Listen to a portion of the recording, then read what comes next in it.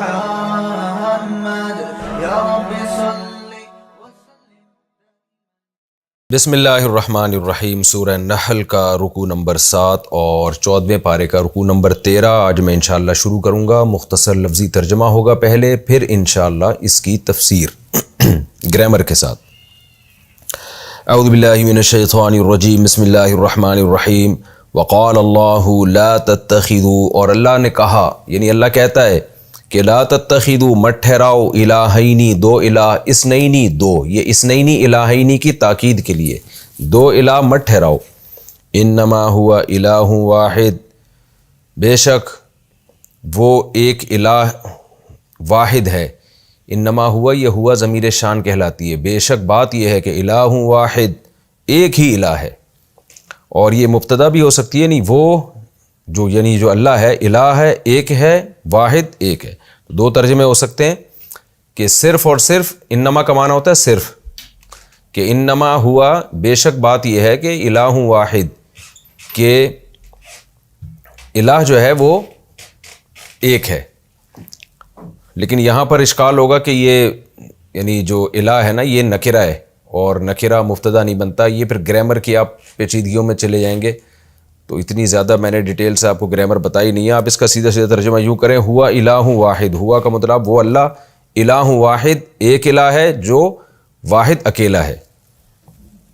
فَإِيَّايَ فَارْهَبُونَ، پس میرے مجھ ہی سے ڈرو. ایایا کا معنی جیسے ہم نے بتایا تھا، ایاک نعبد، ہم تیری ہی عبادت کرتے ہیں.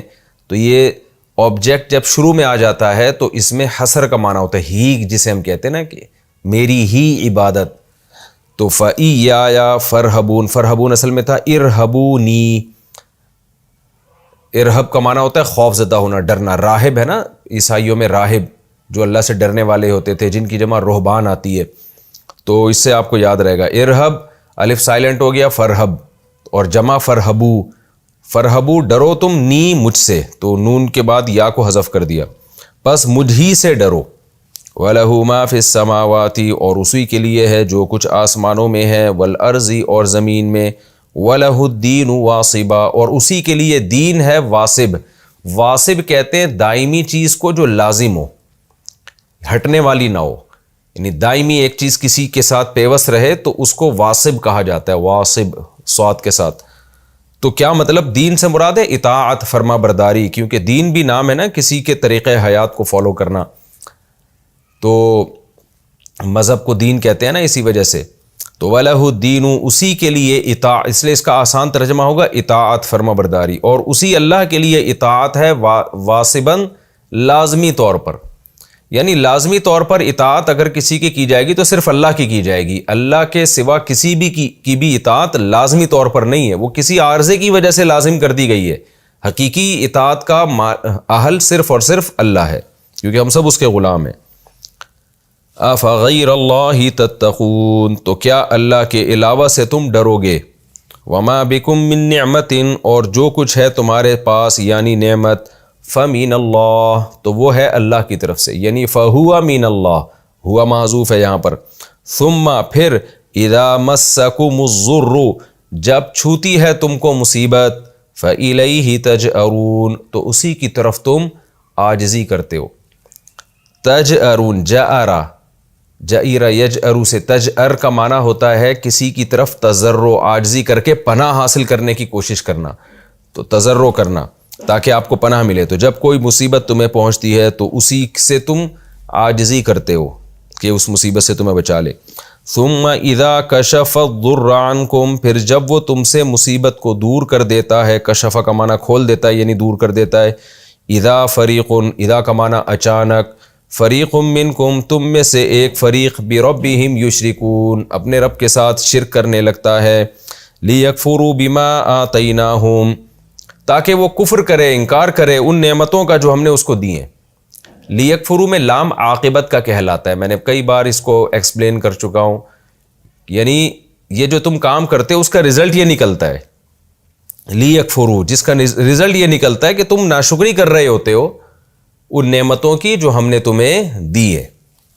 فتمتعوا، پس تم مزے اڑاؤ. تمتع متاع کہتے ہیں دنیا کا ساز و سامان. تمتعوا، دنیا کے عیش کرو، دنیا کے ساز و سامان سے یعنی نفع حاصل کرو، تو اس کا سادہ ترجمہ کیا جاتا ہے مزے اڑاؤ۔ فتمتعوا فسوف تعلمون، ان قریب تمہیں پتہ چل جائے گا۔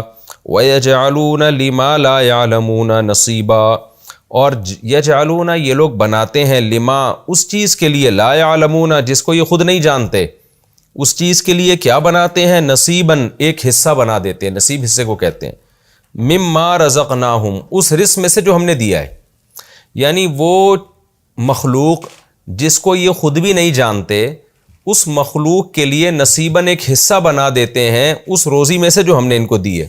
تفسیر میں اس کی ڈیٹیل انشاءاللہ آئے گی۔ تاللہ اللہ کی قسم، لتسألن تم سے ضرور بالضرور سوال کیا جائے گا، عما کنتم تفترون، افطرا کئی بار یہ لفظ آ چکا ہے، اس افطرا کے بارے میں جو تم گھڑتے ہو، اس جھوٹ کے بارے میں جو تم گھڑتے ہو۔ وَيَجْعَلُونَ لِلَّهِ اور بناتے ہیں یہ لوگ اللہ کے لیے البنات بیٹیاں، یہاں بناتے کا مطلب ٹھہراتے ہیں، یعنی اللہ کے لیے بیٹیاں ٹھہراتے ہیں۔ سبحانہ وہ ہر عیب سے پاک ہے، وَلَهُمْ مَا اور ان کے لیے وہ چیز ہے، یشتہون جو یہ چاہتے ہیں، اشتہا خواہش کو کہتے ہیں، یعنی ان کے لیے وہ ہے جو یہ چاہتے ہیں، اور اللہ کے لیے ٹھہراتے ہیں یہ بیٹیاں۔ تفسیر میں انشاءاللہ ڈیٹیل۔ وَإِذَا بُشِّرَ اور جب ان کو خوشخبری سنائی جاتی ہے، أَحَدُهُمْ ان میں سے کسی ایک کو، بِالْأُنْثَى لڑکی کی، ذکر لڑکے کو کہتے ہیں، انثیٰ لڑکی کو، جب ان میں سے کسی ایک کو لڑکی کی خوشخبری سنائی جاتی ہے، ظَلَّ وَجْهُهُ مُسْوَدًّا، ظَلَّ کا معنی ہوتا ہے سارا دن کسی کام میں رہنا، جیسے میں نے پہلے بھی اس کو ایکسپلین کیا تھا، ظَلَّ زَيْدٌ قَائِمًا زید سارا دن کھڑا رہا، تو اس معنی میں یہ لفظ قرآن میں بہت جگہ استعمال ہوا ہے۔ وجہہ چہرہ، مسودن سواد عربی میں سیاہ کو کہتے ہیں، اور افعلال جب باب آتا ہے نا، اس ودا اصل میں تھا اس ودادا، یس ودیدو، اس ودادن، اس کا معنی سیاہ ہونا، تو مسودہ اصل میں تھا مسودیدن، مفتعلن سے ملتا جلتا ہے، تو اس کا معنی سیاہ، یعنی سیاہ چیز کو مسودن کہا جائے گا۔ تو ظل وجہہ مسودن، اس کا چہرہ سیاہ رہتا ہے سارا دن، یوں ہم ترجمہ کریں گے، اس کا چہرہ سارا دن سیاہ رہتا ہے۔ وَهُوَ كَظِيمٌ اور وہ گھٹ رہا ہوتا ہے غم سے۔ کظم کا لفظ بھی کئی بار آ چکا ہے سورہ آل عمران میں، وَالْكَاظِمِينَ الْغَيْظَ غصے کے گھونٹ کو نگلتے ہیں، تو جب کوئی انسان ٹینشن سے کڑ رہا ہوتا ہے نا، اپنا غم پھوٹ کے صحیح طرح سے بیان بھی نہیں کر سکتا، کڑ رہا ہوتا ہے، اس کو کظم کہا جاتا ہے۔ تو وَهُوَ كَظِيمٌ اور وہ کڑ رہا ہوتا ہے، يَتَوَارَى مِنَ الْقَوْمِ قوم سے چھپتا پھر رہا ہوتا ہے۔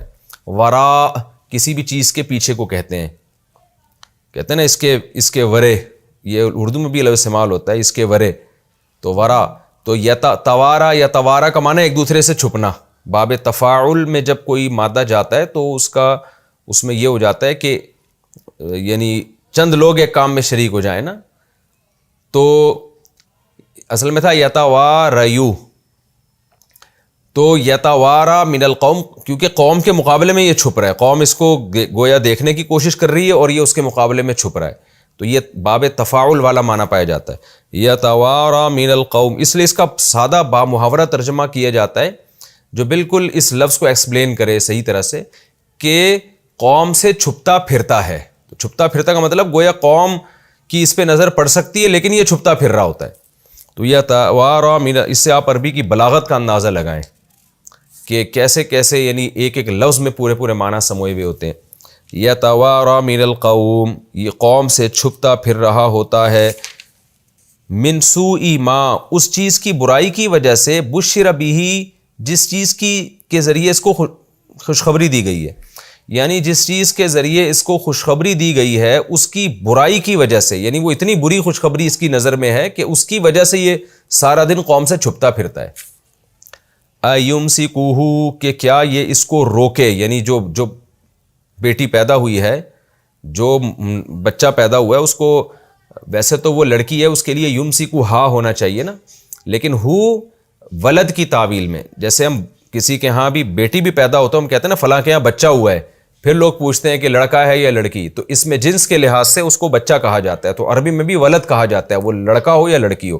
تو اس لحاظ سے اس کے لیے مذکر کی ضمیر استعمال کی کہ جو نو مولود جس کی خوشخبری دی گئی ہے، ایمسکوہ کہ کیا اس کو روک کے رکھے، یعنی یہ سوچ رہا ہوتا ہے، امسکا یمسکو امساکن کا معنی روکنا، یمسکو السماوات والارض ہے نا، اللہ نے تھاما ہوا ہے آسمان اور زمین کو، یعنی روکا ہوا ہے اپنے ٹریک سے، اللہ ہٹنے نہیں دیتا۔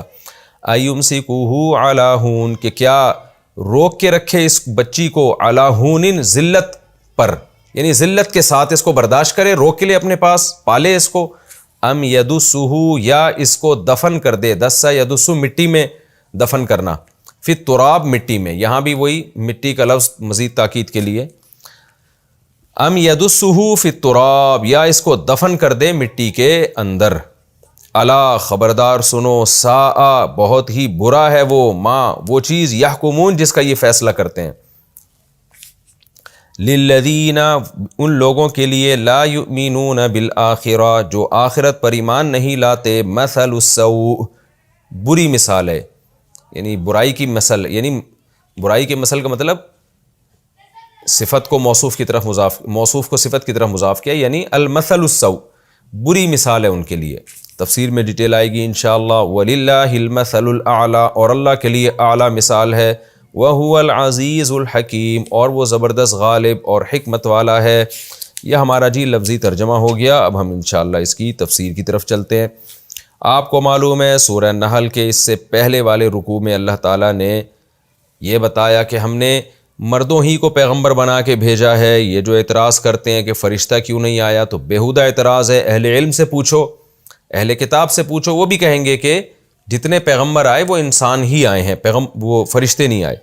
پھر اللہ نے دوبارہ توحید کی مثال دی کہ اللہ کی طاقت اور قدرت کو دیکھو، کہ چیزوں کے سایوں کو دیکھو، چیزوں کو دیکھو، کائنات کے ذرے ذرے کو دیکھو، یہ تمام کی تمام چیزیں اللہ کے سامنے سربہ سجود ہیں، سب اللہ کے حکم کے آگے فرما بردار ہیں، جس کام میں اللہ نے لگا دیا لگے ہوئے ہیں۔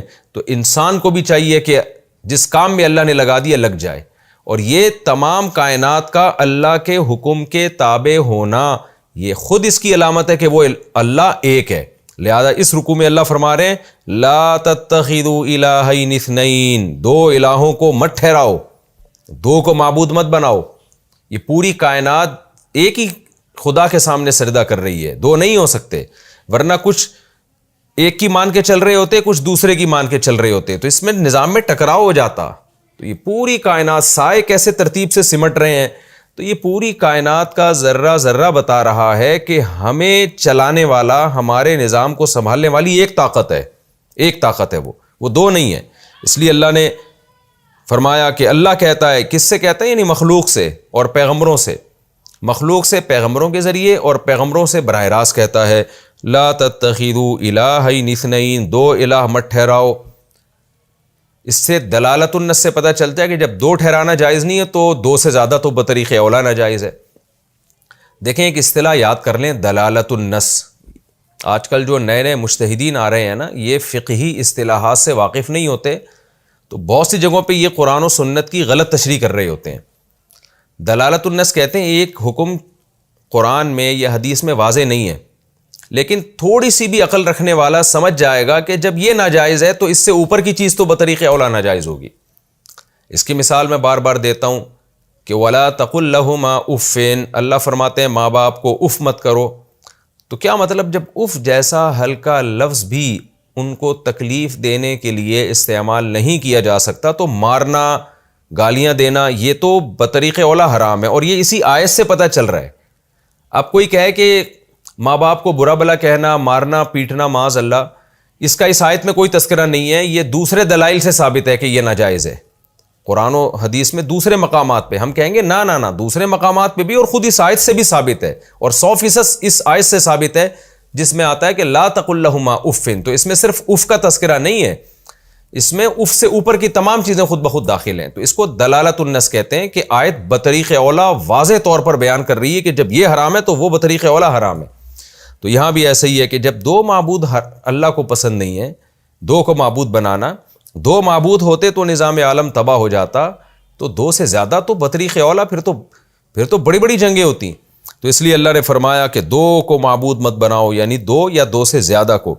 انما ہوا الہ واحد، بے شک وہ صرف ایک ہی معبود ہے، فَإِيَّايَ فَارْهَبُونَ، پس مجھی سے ڈرو۔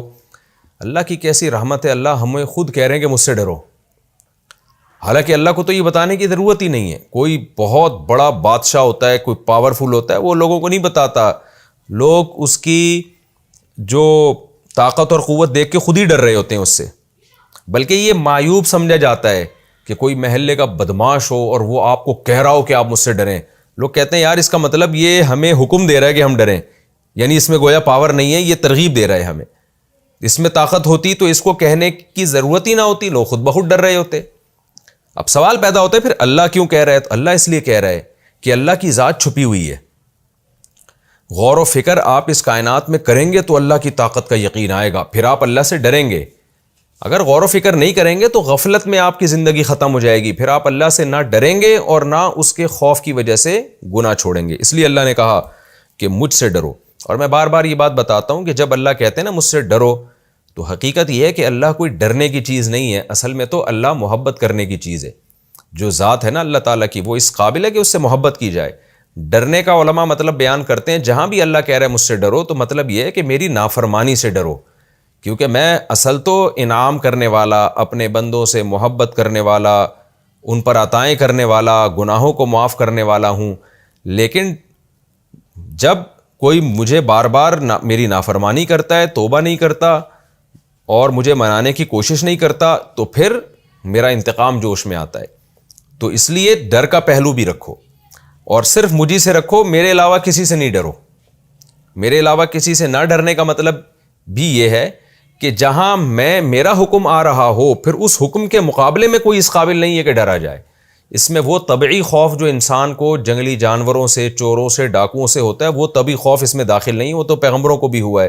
موسیٰ علیہ السلام نے جب دیکھا کہ لاٹھی سانپ بن گئی ہے تو آپ دوڑنے لگے خوف کی وجہ سے، تو یہ طبعی چیز ہے، یہ اس آیت کے مفہوم میں داخل نہیں ہے۔ یہاں ڈر سے وہ ڈر مراد ہے جو معبود کا خوف، معبود والا خوف، کہ وہ اسباب سے ہٹ کے سب کچھ کر سکتا ہے، ہمیں نقصان پہنچا سکتا ہے۔ مثال کے طور پر دیکھیں، ایک آدمی میں پاور ہی نہیں ہے تو آپ اس سے ڈرتے بھی نہیں ہیں، لیکن وہ بندوق نکال لے گا تو آپ ڈرنا شروع ہو جائیں گے۔ تو یہ ڈر نیچرل ہے، اس کی اس آیت میں نفی نہیں ہے۔ لیکن ایک آدمی کے پاس پاور نہیں ہے، مگر آپ یہ سمجھتے ہو کہ اسے مجھے قتل کرنے کے لیے بندوق نکالنے کی ضرورت نہیں ہے، کلمہ کن کی طاقت سے مجھے قتل کر سکتا ہے، تو پھر آپ جب اس سے ڈریں گے نا، تو یہ وہ ڈر ہے جو صرف معبود سے ڈرنا جائز ہے، معبود کے علاوہ سے جائز نہیں ہے، کیونکہ اللہ واحد وہ ذات ہے جو آپ کو نقصان پہنچانے کے لیے کسی سبب کی محتاج نہیں ہے۔ باقی جتنی مخلوق ہے وہ آپ کو نقصان پہنچانے کے لیے آلات کی اور اسباب کی محتاج ہے، لہذا ان کے پاس آپ کو نقصان پہنچانے کے آلات ہوں گے تو آپ ڈریں گے، نہیں ہوں گے تو آپ نہیں ڈریں گے، تبھی کمزور سے کوئی نہیں ڈرتا۔ لیکن اللہ تعالیٰ جب نقصان پہنچانے کا ارادہ کریں گے تو وہ کسی سبب کا محتاج نہیں ہے، وہ بیٹھے بیٹھے آپ کو موت دے دے، وہ بیٹھے بیٹھے آپ کو مصیبت میں ڈال دے، اور اس کے لیے نہ اس کو ہوائیں چلانے کی ضرورت، جیسے وہ ابراہیم علیہ السلام کو آگ میں بچا سکتا ہے تو ایسے ہی ایک شخص کو بغیر آگ کے جلا بھی سکتا ہے وہ۔ تو یہ والا جو خوف ہے کہ کسی بھی وقت کچھ بھی کر سکتا ہے، وہ یہ خوف صرف اور صرف اللہ سے رکھنے کا حکم ہے، خوب سمجھ لیں، کیونکہ ان آیتوں کا بھی لوگ غلط استعمال کرتے ہیں۔ جب ان سے کہا جائے کہ بھائی تم پہرے داری رکھو یا تم لاک کرو، اپنے مال کی حفاظت کرو اور کچھ چوکیدار رکھو، تو لوگ کہتے ہیں ہم صرف اللہ سے ڈرتے ہیں، کسی اور سے نہیں ڈرتے، اور اس طرح کی آیتیں پیش کرتے ہیں کہ نیک لوگ صرف اللہ ہی سے ڈرتے ہیں۔ تو وہ ڈر کا مفہوم الگ ہے جو یہاں بیان ہو رہا ہے، اور جو عام طور پہ ڈر کا مفہوم لیا جاتا ہے وہ الگ ہے، خوب اچھی طرح اس کو سمجھ لیں۔ آگے اللہ فرماتے ہیں وَلَهُ مَا فِي السَّمَاوَاتِ وَمَا فِي الْأَرْضِ، اسی کے لیے ہے جو کچھ آسمانوں میں اور جو کچھ زمین میں، وَلَهُ الدِّينُ وَاصِبًا، اور اطاعت لازمی طور پر صرف اسی کا حق ہے اور اسی کے ساتھ چمٹی ہوئی ہے ہمیشہ کے لیے، تو صرف اسی کی اطاعت ہوگی، کسی اور کی اگر اطاعت ہوگی تو اس کی اجازت کی بات ہوگی، اس کی پرمیشن کے بعد ہوگی، اور اللہ کا کی اطاعت اور غیر کی اطاعت ٹکرا رہی ہوگی تو پھر غیر کی اطاعت نہیں کی جائے گی، اللہ کی جائے گی۔ افغیر اللہ تتقون، تو اس کے بعد بھی کیا تم اللہ کے علاوہ سے ڈرو گے؟ وما بکم من نعمت، بہت سے لوگ دنیا میں ایسے ہیں وہ کہتے ہیں بھائی ہم کیوں ڈریں، ہم تو بہت اچھے حالات میں چل رہے ہیں، ہمارے ساتھ تو اگر اللہ تعالیٰ ناراض ہوتا یا ہمیں عذاب پہنچانا چاہتا تو ہماری صحت اچھی نہ ہوتی، ہمارے پاس یہ مال اور اولاد کی نعمت نہ ہوتی اور بینک بیلنس نہ ہوتا، سوانیاں نہ ہوتی، تو ہم کیوں ڈریں بھائی؟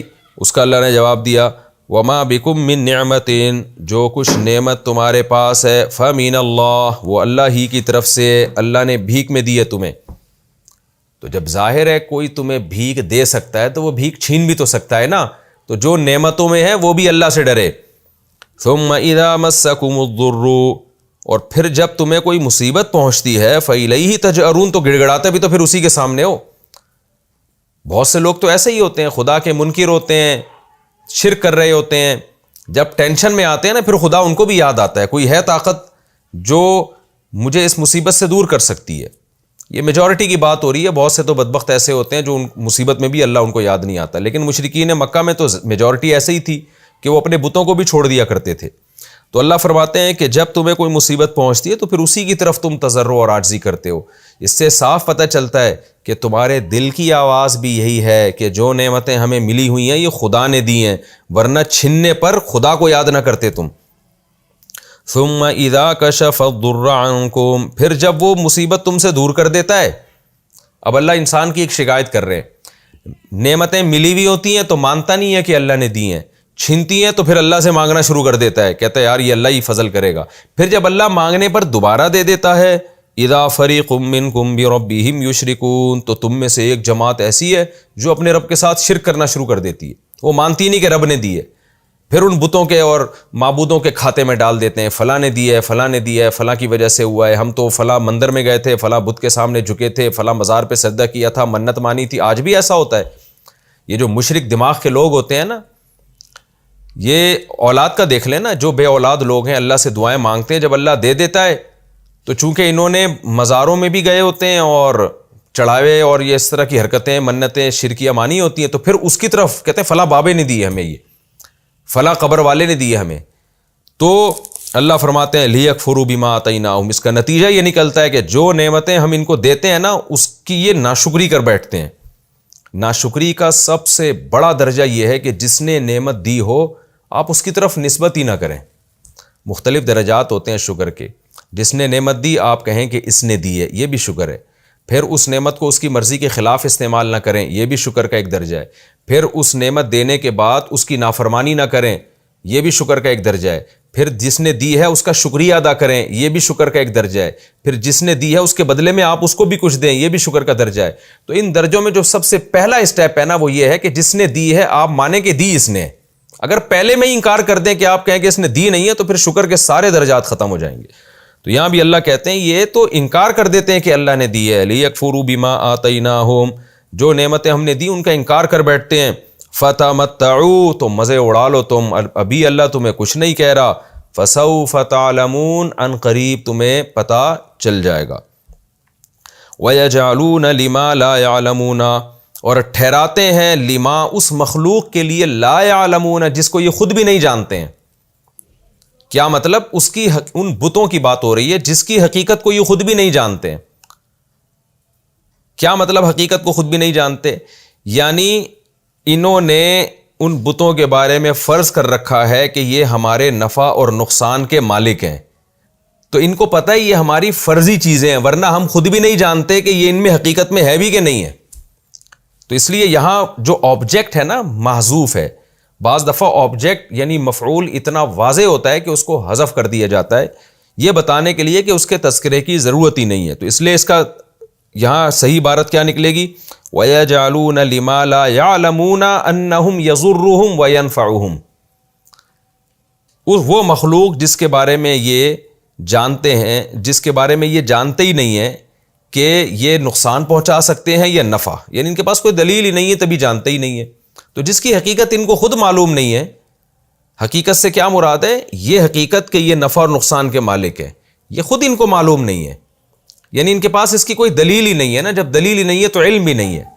دوسرا مطلب اس کا یہ بیان کیا گیا ہے کہ لما لا یعلمون، یعلمون سے مراد وہ خود بت ہیں، کہ یہ لوگ ٹھہراتے ہیں ان بتوں کے لیے، لا یعلمون، جو بت کچھ بھی نہیں جانتے ہیں، یعنی ان کے پاس علم ہی نہیں ہے۔ پتھر کی بنی ہوئی مخلوق ہے تو کچھ اس کے پاس نالج ہی نہیں ہے، تو ایسے بیکار قسم کے جو معبود ہیں ان کے لیے کیا ٹھہراتے ہیں؟ نصیباً، ایک حصہ، مما رزقناہم، اس رزق میں سے جو ہم نے ان کو دیا ہے۔ تو یہ سورہ انعام میں اس کی تفسیر گزر چکی ہے نا، وَجَعَلُوا لِلَّهِ مِمَّا ذَرَأَ مِنَ الْحَرْثِ وَالْأَنْعَامِ نَصِيبًا فَقَالُوا هَذَا لِلَّهِ بِزَعْمِهِمْ وَهَذَا لِشُرَكَائِنَا، بتوں کے نام پہ وقف کر دیا کرتے تھے۔ تو ظاہر ہے یہ جو چیزیں آپ بتوں کے نام پہ وقف کر رہے ہیں یہ تو اللہ نے آپ کو رزق دیا ہے۔ آج بھی مندروں میں لوگ کرتے ہیں، بتوں کے نام پہ جو چڑھاوے چڑھا رہے ہوتے ہیں، جا کے ان کی چیزیں مٹھائیاں رکھ رہے ہیں، تو یہ اللہ کی دی ہوئی روزی ہے، آپ اس کو اس طرح سے کیوں ضائع کر رہے ہو؟ اور اس مخلوق کو جس کے پاس کوئی نالج ہی نہیں ہے، جو نہ دیکھ سکتے ہیں نہ سن سکتے ہیں، اس کو اتنا پروٹوکول کیوں دے رہے ہو؟ اور اس بیس پہ دے رہے ہو کہ یہ ہماری بگڑی بنائیں گے، تو اس کا مطلب ان کو خدا کے ساتھ آپ شریک کر رہے ہیں۔ تو اللہ فرماتے ہیں تاللہ لتسألن، اللہ کی قسم تم سے ضرور بالضرور پوچھا جائے گا، عما کنتم تفترون، اس جھوٹ کے بارے میں جو تم گڑھ رہے ہو، یعنی تم نے یہ جھوٹ گڑھا ہے کہ یہ ہماری بگڑی بنا سکتے ہیں، لہذا ہم ان کے لیے رزق کا ایک حصہ وقف کریں گے تو یہ خوش ہوں گے، خوش ہو کے اور ہماری بگڑی بنائیں گے۔ تو یہ جو جھوٹ تم نے اللہ پہ گڑھا ہے، کیونکہ اللہ نے تو اپنے ساتھ کسی کو شریک نہیں کیا، تو اس کے بارے میں تم سے بروز محشر ضرور بالضرور سوال کیا جائے گا۔ آگے شرک کی ایک اور قسم بیان کی جا رہی ہے۔ ایک قسم شرک کی یہ بھی تھی کہ بنو خزاعہ کا کہ جو مشرکین تھے نا، وہ یعنی مشرکین کا ایک قبیلہ تھا جو یہ کہتا تھا کہ فرشتے معاذ اللہ اللہ کی بیٹیاں ہیں۔ تو چونکہ اللہ نے اپنی طرف اولاد کی نسبت کرنے سے منع کیا، حضرت عیسیٰ ابن مریم کو عیسائیوں نے جب اللہ کا بیٹا کہا تو قرآن نے کہا تکاد السماوات یتفطرن منہ وتنشق الارض، یہ اتنا سخت جملہ ہے کہ قریب ہے کہ آسمان پھٹ جائے۔ تو اسی طرح فرشتوں کی نسبت کر دی مشرکین نے اللہ کی طرف کہ یہ بیٹیاں ہیں۔ تو اب اس میں ڈبل جرم تھا، ایک تو یہ کہ عرب لوگ بیٹی کی طرف نسبت، یعنی اپنی نسبت بیٹی کی طرف، یہ بیٹی کی نسبت اپنی طرف، اس کو بہت معیوب سمجھتے تھے، اتنا معیوب کہ وہ جب بیٹی پیدا ہوتی تو اس کو زندہ دفن کر دیتے، یا یہ سوچتے کہ اس کو ہم ذلت کے ساتھ برداشت کریں، یعنی یا تو ذلت کے ساتھ، کیونکہ بیٹی پہ ترس آ رہا ہے تو ذلیل ہو کے اس کو رکھ لو، یہ ان کا کانسیپٹ تھا، یا جان چھڑانے کے لیے اس کو اسی وقت دفن کر دیا جائے۔ تو اب یہ قرآن کہہ رہا ہے کہ اللہ کی طرف کسی اولاد کی نسبت کرنا تو ویسے ہی بڑا جرم ہے، لیکن پھر بیٹی کی نسبت جو اپنی طرف کرنا پسند نہیں کرتے، وہ نسبت تم اللہ کی طرف کرو گے تو تمہارے خیال کے مطابق بھی بڑا جرم ہے۔ دیکھیں اللہ کی طرف حقیقت میں تو چاہے بیٹے کی نسبت کی جائے، بیٹی کی نسبت کی جائے، برابر ہے، لیکن آپ ایسی مخلوق کی نسبت کریں جس کی نسبت اپنی طرف کرتے ہوئے عار محسوس کر رہے ہوں، تو یہ آپ کے عقیدے کے مطابق بھی بڑا جرم ہے۔ تو اسی بات کو قرآن نے یہاں بیان کیا، وَيَجْعَلُونَ لِلَّهِ الْبَنَاتِ، اور یہ لوگ ٹھہراتے ہیں اللہ کے لیے بیٹیاں، سبحانہ وہ ہر عیب سے پاک ہے، یعنی اولاد کے عیب سے بھی پاک ہے وہ، وَلَهُم مَّا يَشْتَهُونَ، اور ان کے لیے وہ ہے جو یہ پسند کرتے ہیں، یعنی اپنے لیے بیٹے، اپنے لیے چاہتے ہیں کہ ان کی بیٹوں کی نسبت ان کی طرف کی جائے، اور اللہ کے کھاتے میں ڈال رہے ہیں بیٹیوں کو، تو یہ ان کی رائے، ان کے خیال میں بھی یہ غلط ہے۔ وَإِذَا بُشِّرَ أَحَدُهُمْ، اور ان کی اپنی حالت یہ ہے کہ جب ان میں سے کسی ایک کو بِالْأُنْثَىٰ، لڑکی کی خوشخبری سنائی جاتی ہے، وَلَّا وَجْهُهُ مُسْوَدًّا، تو ان کا چہرہ سارا دن سیاہ رہتا ہے، اتنا ذلت محسوس کرتے ہیں، وَهُوَ كَظِيمٌ، اور وہ غم سے گھٹ رہا ہوتا ہے، تو اتنا زیادہ یہ ذلت محسوس کرتے ہیں۔ تو اس ذلت کے باوجود، یعنی دیکھیں جب کسی قوم کا کوئی نظریہ ہوتا ہے نا تو اس پر حجت اسی نظریے کے مطابق تمام کی جاتی ہے۔ یہ مطلب ہرگز قرآن کا نہیں ہے کہ بیٹی کی اپنی طرف نسبت کرنا یہ عیب ہے، اس کی تو ظاہر ہے قرآن و سنت نے نفی کی۔ تو قرآن کہہ رہا ہے وَإِذَا بُشِّرَ أَحَدُهُمْ بِالْأُنْثَىٰ ظَلَّ وَجْهُهُ مُسْوَدًّا وَهُوَ كَظِيمٌ، خود کی حالت یہ ہے کہ جب ان میں سے کسی کو بھی بیٹی کی خوشخبری سنائی جاتی ہے، ہوتی تو خوشخبری ہے لیکن اس کو خوشخبری نہیں لگتی، وہ تو سارا دن اس کا چہرہ ذلت سے سیاہ رہتا ہے، اور وہ کڑوے گھونٹ کو، غصے کے کڑوے گھونٹ کو پی رہا ہوتا ہے۔ یتوارا من القوم، قوم سے چھپتا پھر رہا ہوتا ہے، لوگ بھی تانے دیں گے بے تیرے یہاں بیٹی پیدا ہوئی ہے، تو قوم سے ذلت کی وجہ سے چھپتا پھر رہا ہوتا ہے۔ من سوء ما بشر بہ، اس خوشخبری کی برائی کی وجہ سے جو دی گئی ہے اس کو، یعنی اس خوشخبری کو یہ برا سمجھتا ہے، تو اس کو اتنا برا سمجھتا ہے کہ وہ اپنے حق میں اتنا بڑا عیب سمجھتا ہے کہ سارا دن قوم سے چھپتا پھرتا ہے۔ یہ ایمسکہ علی ہون، پھر سوچتا ہے کہ کیا میں اس کو ذلت کے ساتھ روک لوں، برداشت کر لوں، بیٹیوں کی طرح پالنا شروع کر دوں، ام یدسہ، لیکن اس میں ذلت ہوگی، ام یدسہ فی التراب، یا مٹی میں اس کو دفن کر دوں۔ الا، اللہ فرماتے ہیں خبردار سنو، ساء ما یحکمون، کتنا برا فیصلہ ہے جو یہ کرتے ہیں کہ اپنی طرف بیٹوں کی نسبت اور اللہ کی طرف بیٹیوں کی نسبت، یہ کتنا برا فیصلہ ہے جو یہ کر رہے ہیں۔ تو اللہ کی طرف تو حقیقت میں بیٹوں کی نسبت بھی بری ہے، بیٹیوں کی بھی بری ہے، لیکن یہ تو اور بھی زیادہ بری ہے کہ اپنے لیے جس چیز کو عزت سمجھتے ہیں اس کی نسبت اپنی طرف، اور اپنے لیے جس چیز کو ذلت سمجھتے ہیں اس کی نسبت بغیر کسی ہچکچاہٹ کے اللہ کی طرف کر دیتے ہیں۔ تو یہ بہت ہی برا فیصلہ ہے جو یہ کر رہے ہیں۔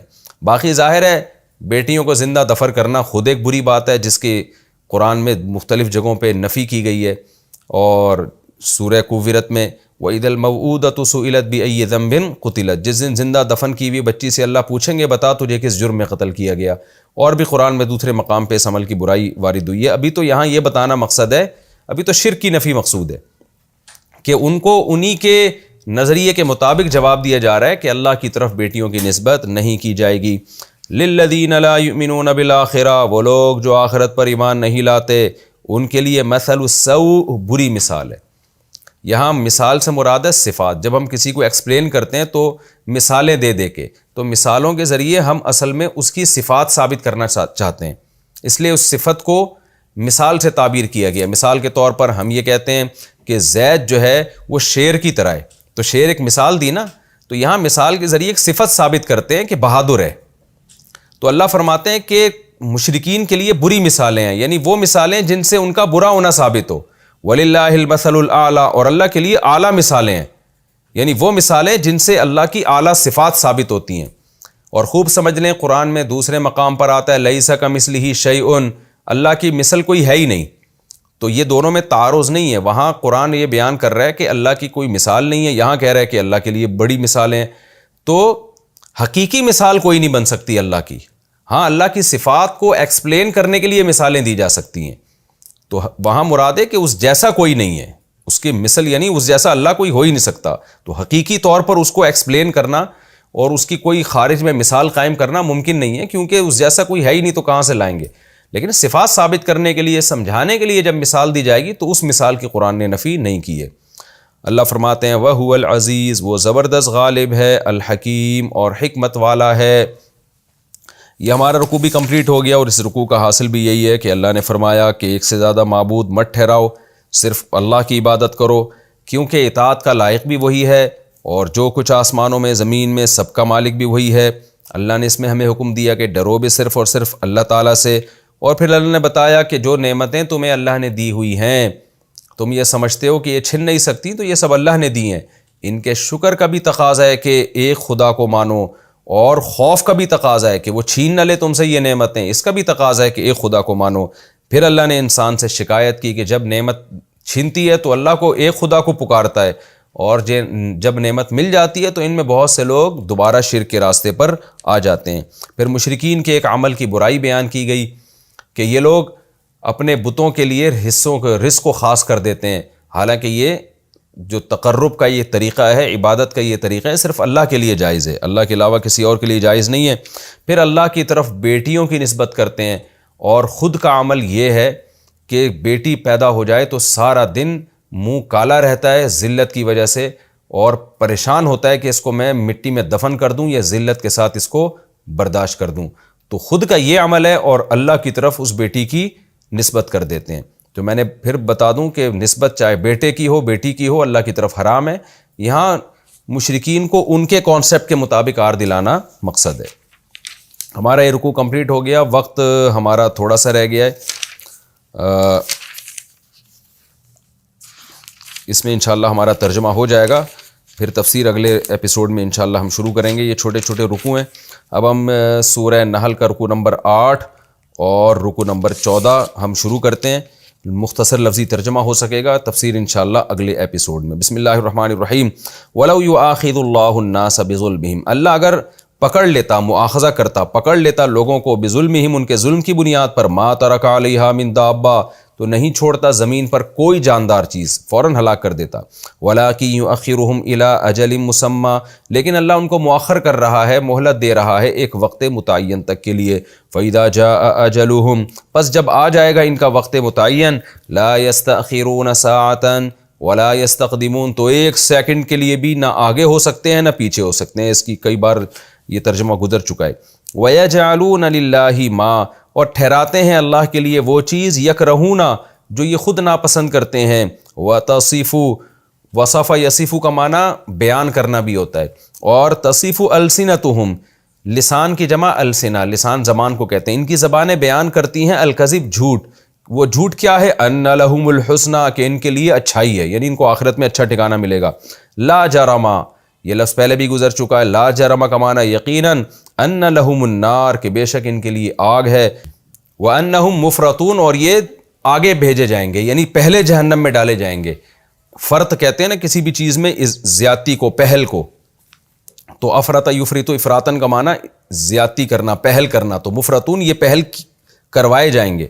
تاللہ، اللہ کی قسم، لقد ارسلنا، تحقیق ہم نے بھیجا، الی امم، پچھلی قوموں کی طرف، من قبل کا، آپ سے پہلے، امہ کی جمع امن، فزین لہم الشیطان اعمالہم، شیطان نے ان کے لیے ان کے اعمال کو مزین کر دیا تھا۔ فہو ولیہم الیوم، پس آج کے دن بھی، الیوم کہتے ہیں آج کو، ولیہم، پس وہ شیطان آج بھی ان کا دوست ہے، ان کا دوست ہے۔ وَلَهُمْ عَذَابٌ علیم، اور ان کے لیے دردناک عذاب ہے۔